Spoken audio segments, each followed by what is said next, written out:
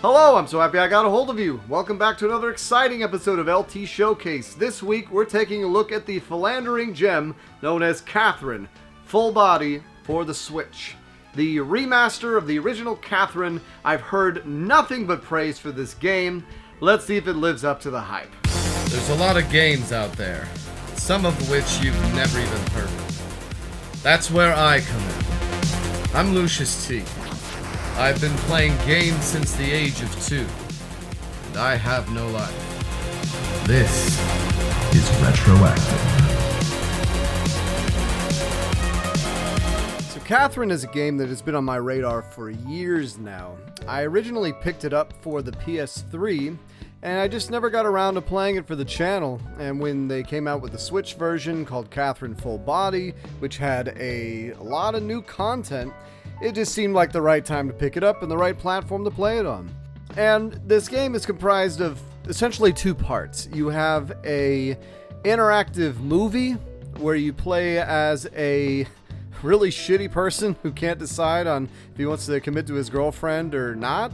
And then the other part of it is the nightmare sequences where you are climbing a tower of falling blocks. And the falling blocks have different properties to them depending on which stage you're on. And then as the deeper in the game you get, they get more complicated until you get to the later stages where the game just throws you all the different types of blocks. And as far as the way the blocks can be moved, you have a very not perfect control scheme. You get used to it.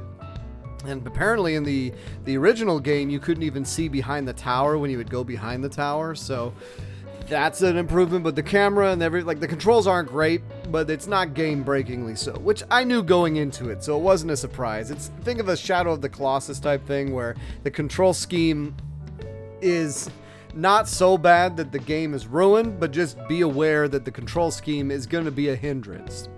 And what you do is you have to pull the blocks by being on top of another block, and then you can pull it towards you, and then can pull it all the way in a straight line to the point where you don't even have footing, and then you can climb, or you can scale all around the block, and then hopefully land onto another footing, or you fall. And as you're doing this, the tower is slowly falling every 5-10 seconds, which I didn't even realize. The more beers you drink before the nightmare, the faster you move, but also the faster the blocks fall.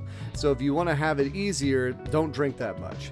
And also new for full body is the character of Rin, which is weird because she seems seamless to the story. It's kind of hard for me to imagine her not being in it.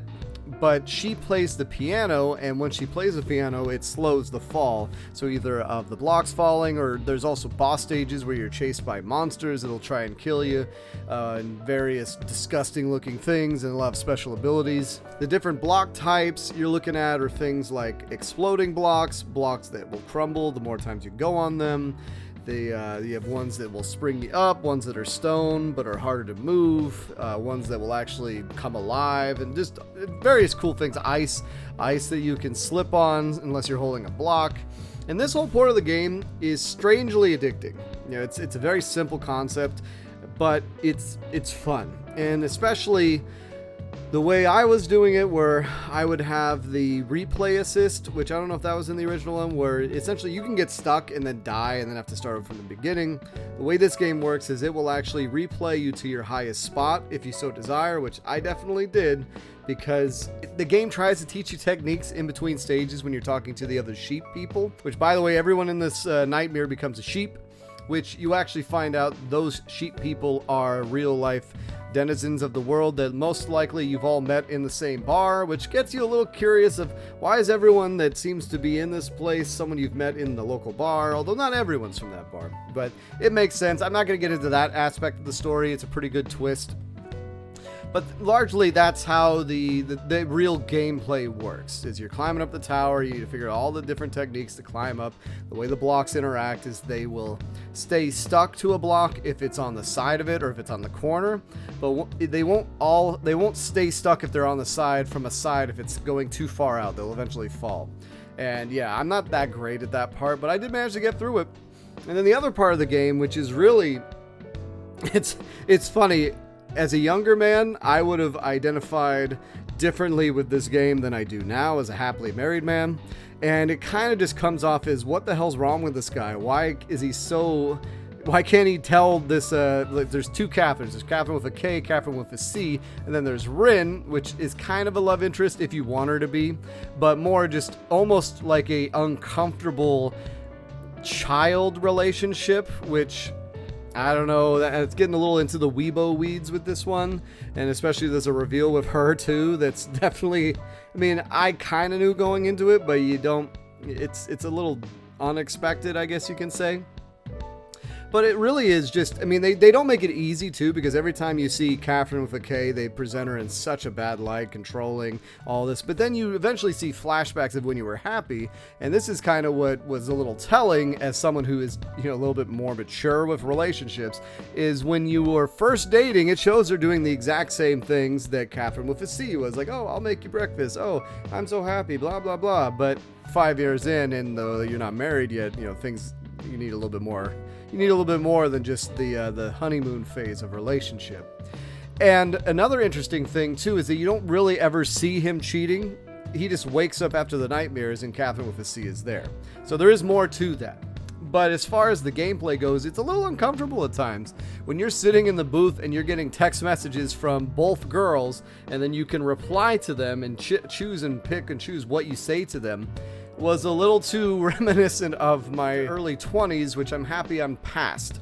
Depending on what your answers are will influence the story. So you have the good and the bad meter. So red and blue. Good is kind of the true. It's a little easy because all the responsible answers will give you blue, and all of the jackass asshole cheater answers will give you red, and all the selfish ones too. So, hey, if you want to learn how not to be a horrible person in relationships, just go through the game and pick the answers that give you the blue, and then try to take it to heart. But as an overall experience, it's very unique. It's very unique. I can understand why this was a cult hit. It's presented a little bit like a movie at the beginning, and they have this thing that says the main feature over the, like a watermark throughout the cutscenes. I kind of didn't dig that much, but other than that, very, very fun, unique experience. Gameplay wise, it's frustrating, but they put in a lot of things that get you through it. And the story is interesting. And also, when you make these decisions, the guy in the Nightmare Land will ask you to answer yes or no questions. And based on your answers, it'll show you how people over the world answer. And it'll break it down by men in their 20s and 30s and women in their 20s and 30s. So how they distinguish this, I have no idea. At the time, I didn't have the online service, so I wasn't connected online. But some of the answers are interesting. And by and large, most people do pick the good answer, though if they really mean it, which the game even calls you out, like, is that really your answer? It leaves much to be desired.